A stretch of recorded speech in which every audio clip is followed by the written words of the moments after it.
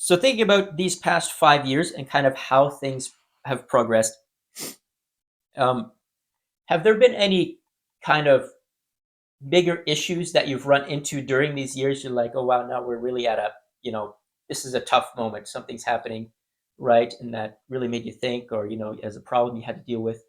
Like, are there any like more significant challenges that you faced that come to mind? Right. I think the biggest challenge which we have, Henry, and that is not really at any one particular point in time, sort of ongoing, and it's this is that there's so much food available out there that's untapped. Mhm. At the same time, there is an unprecedented amount of people in need. Yeah. 1 in 5. That's almost like, I'm not exaggerating. Yeah. It's about 7.5 million Canadians experience food insecurity. So the This has grown over the yes, past 5 years yes, very, very rapidly, right? yeah, absolutely. I mean, there's some I like we have like some, I won't mention the names, but some food banks closed because they didn't because they couldn't get enough food, or some of the other support organizations. Mm, And there's so much food out there. It's yeah. it's it's connecting those dots to get the food from this 50% surplus to this great need of individuals. Okay, and while you bring this up, we mentioned or we talked about this before the podcast. You brought up this point. What was the reason that some of the food wasn't getting to places? Was you said that a lot of places were expecting the businesses Yeah, and them to package and ship yeah, and do exactly. all of that themselves, right? Right. As opposed to how you do Yes. it. Look. Yeah. When we first started, I went to growers, farmers, retailers, food processors, and said, this is our program, which was very infantile at the Yeah, time, and said, do you have any seconds? Do you have any surplus? Do you have any product approaching the best before dates? And they said, like, we've been trying to get this product into the hands of people, but they want us to deliver it and they want us to repackage it into smaller amounts.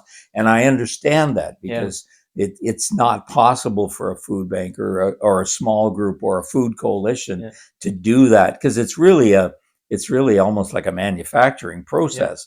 And so that's when we decided, okay, we're gonna, when they call us, we're gonna take it, and we'll deal with it on the back end. Yeah, because you have the one side, which is the business side. If the businesses would want to do all of that as well, that would really, for a lot of businesses, it bankrupts them because there's a lot of cost to that. Yeah, Like they can't do yeah, that. They want to give it away, right? But they can't put a lot of expenses into giving it away. yeah. I But shared with you, with one grower down in Leamington. I went down to pick up 3 pallets of tomatoes, cucumbers, and peppers. And when I got there, she said, like, there's 19. okay, So I had to make 3 trips. And on yeah, my last trip, I called back to her and I said, I can't find words to thank you for your generosity towards us. And she said, I remember clearly, she said, stop it. Stop that, Jim. She said, we need to be thanking Harvest Hands and your volunteers. She said, because this would have cost me probably $1,100 to take it to the landfill.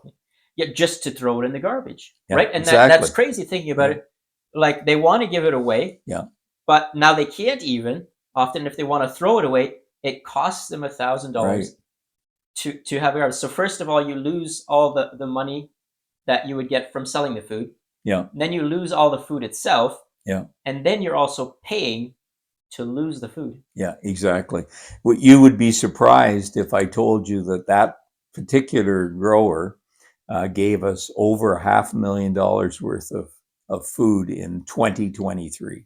Oh wow. Yeah, and That's we are a registered charity. hmm We have the ability to give uh, to give gift in kind donations, but most of the businesses, they don't want that, because they basically just write the inventory. They have it in their inventory. They write it off, so they get the full benefit of the write off. But smaller organizations and farmers and that, it can mean 20-30% tax reduction So it's a win-win. You know, Yeah. this whole thing is it's I refer to it. It's like a pot of gold that you can when you access it, it's benefits everyone, but especially the people that don't have food to eat. Yeah.